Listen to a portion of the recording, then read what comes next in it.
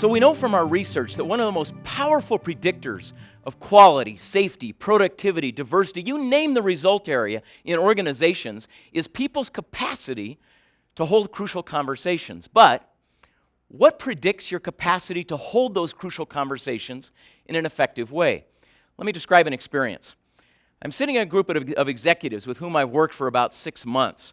I'm watching the CFO in particular because he's been strangely silent for the entire 6-month period. I don't know if that would bother you, but for me it was kind of troublesome that here's this organization making enormous capital decisions and the CFO is entirely silent.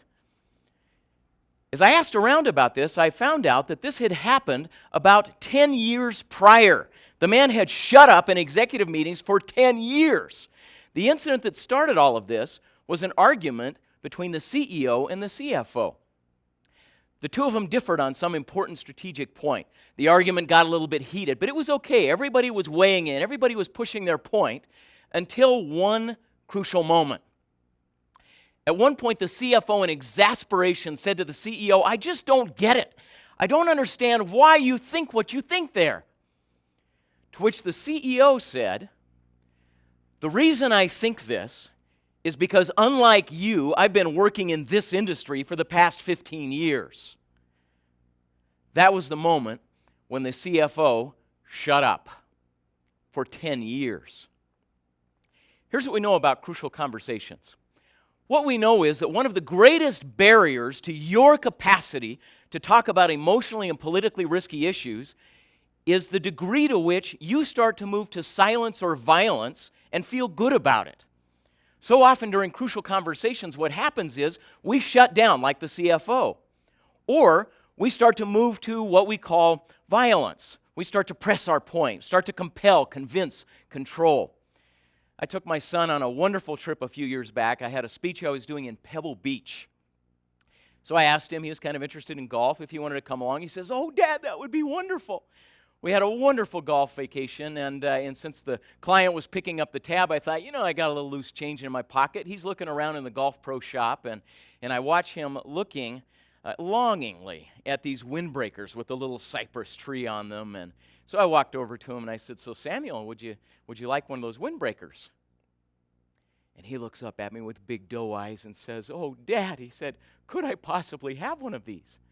I said, yeah, let's go try one on. He finds one that fits. We go up to the cash register. I hand him my American Express card. It costs something like $9 million, and you should always check the price first. But I thought, it's once in a lifetime. And so we finished the day. The next morning, we get up early, drive to the airport.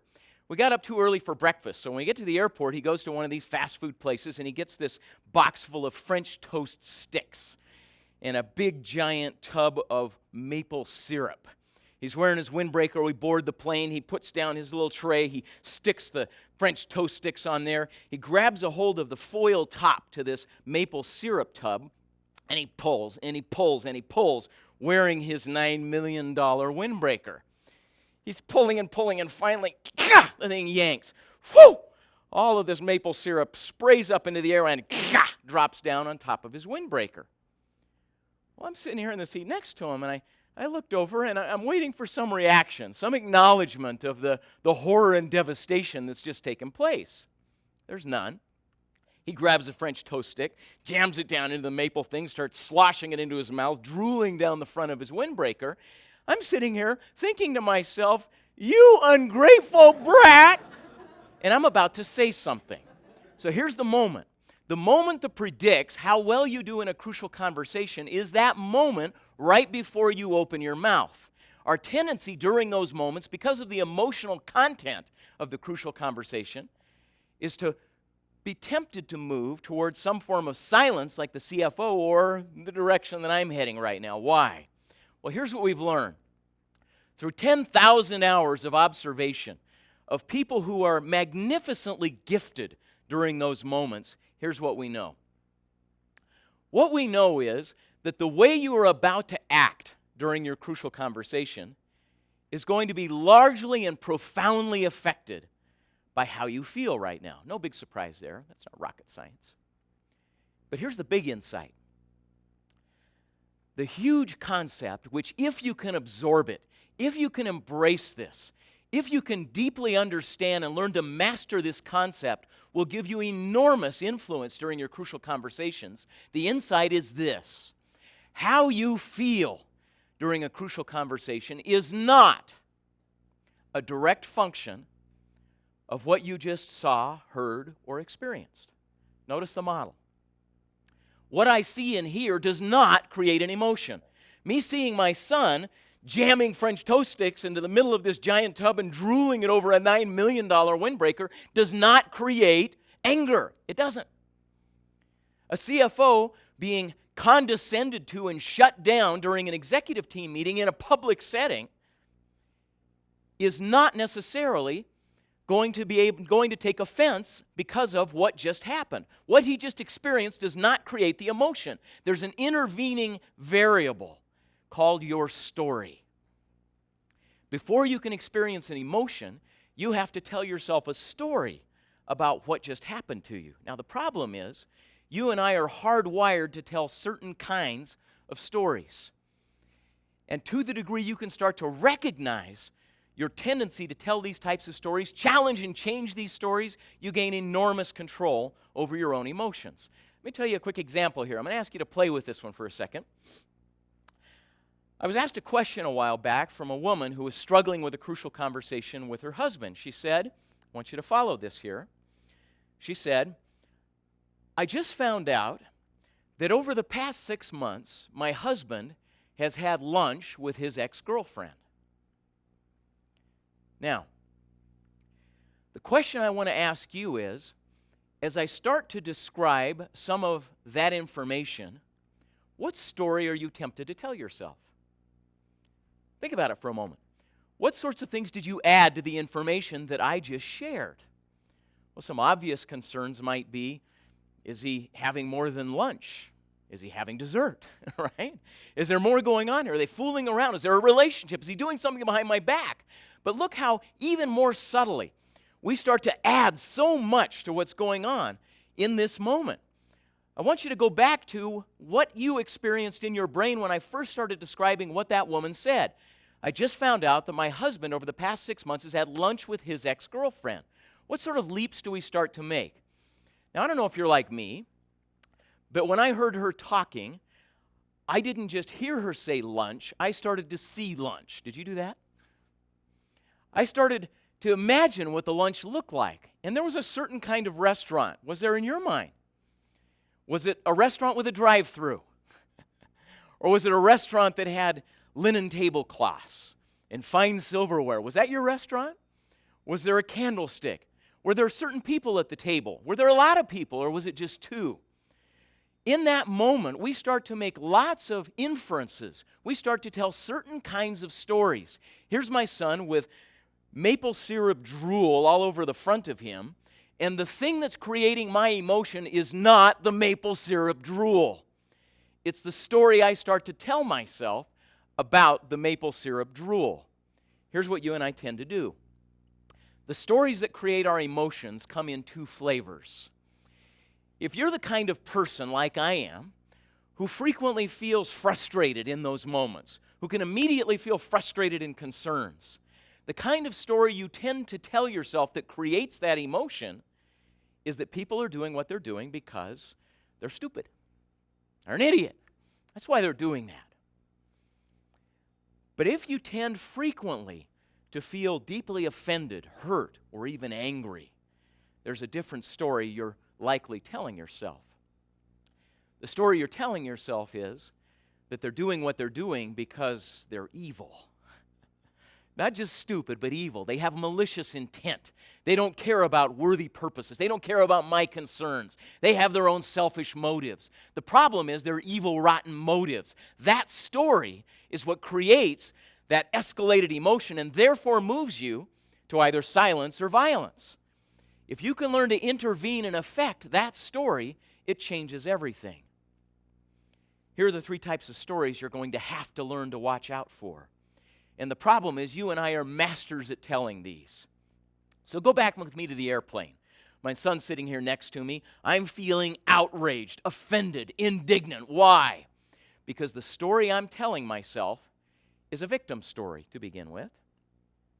Look at what he's doing. After all I've done for him, I spent all this money. I go to all this trouble. I make this wonderful experience, and he doesn't care a whit about any of it. Look at the poor victim that I've made myself out to be. You tell yourself that kind of story, and it subtly justifies your moving to silence or violence.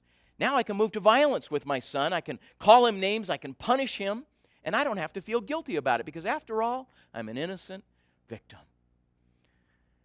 But the victim story isn't enough. You need more to help yourself feel good about silence or violence because, for the most part, you and I believe we shouldn't do those things. We shouldn't withdraw. We should speak up. We shouldn't sort of move to violence and control and compel. But we do anyway. So we need a second kind of story to help us out. We need a villain story. Not only am I an innocent victim, but look at this kid. He is ungrateful. He is selfish. He is undisciplined. He is obnoxious. He is, the degree to which I can paint him as evil and awful and rotten is the degree to which I can feel justified now in behaving badly as a parent. Let's move back to the CFO. Same story. He knows as a CFO he has an ethical responsibility to weigh in and have an influence in his executive team meetings. So how can he feel good about 10 years of silence? Number one, I'm a victim. I was mistreated. I was condescended. I was marginalized. Number two, he's a villain. He doesn't care about my opinions. He's controlling. He's obnoxious. He's arrogant. He's egotistical. When I tell myself that kind of story, I create a certain kind of emotion and I create a certain kind of action as a consequence. And I can feel good about those kinds of actions. And finally, I tell myself a helpless story. There's nothing else I could do. Now, where's the power? Where's the leverage? What if you had the capacity to, number one, notice when you told these kinds of stories, but number two, intervene and change them? So here I sit on the plane, and I'm about to leap into punishment and lecture mode with my son. And I bit my lip because I just taught a class on crucial conversations. And I paused for a moment. And I stopped and I asked myself, what story am I telling myself that's making me so mad? Now, it didn't take long to articulate that he's an ungrateful, obnoxious, bratty kid. As soon as I told that story, I found myself capable of crafting a different story. The story sounded a little bit like this. The story was not obnoxious brat. The story was normal 15-year-old kid. Would that change how you felt? Now, notice what I'm not suggesting is I shouldn't hold him accountable. We're going to hold him accountable. We need to talk up to the CEO. We need to be able to hold peers and others accountable. But will I hold them accountable in a better way? As soon as I stepped back and came toward him with the story that said normal 15-year-old boy, here's what my first words sounded like. Samuel, did you notice that you got maple syrup on your cypress tree jacket? Here's what he did. He pushed the French toast stick away. He looked down at his jacket, and he went, "Oh, no!"